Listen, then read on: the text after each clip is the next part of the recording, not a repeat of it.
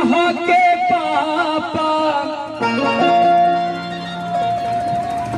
कुछ ना लुटाओस,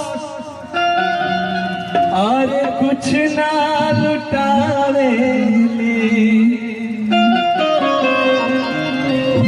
अन धन रुपया हजार, अरे लड़का के शादी में।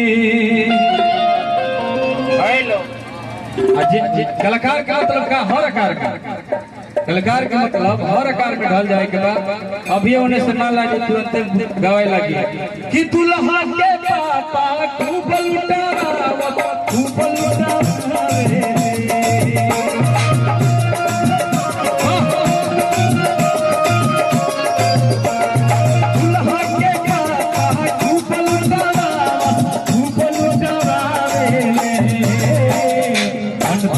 रुपया हजार लड़का के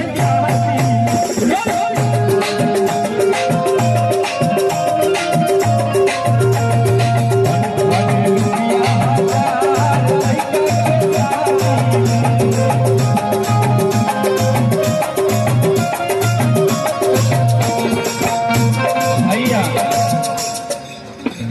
ये दुनिया में बिना मंगले कुछ मिले वाला नहीं कि माइयों को दरबार में हे माई देख ली है भाई बिजनेस चालू करो तने।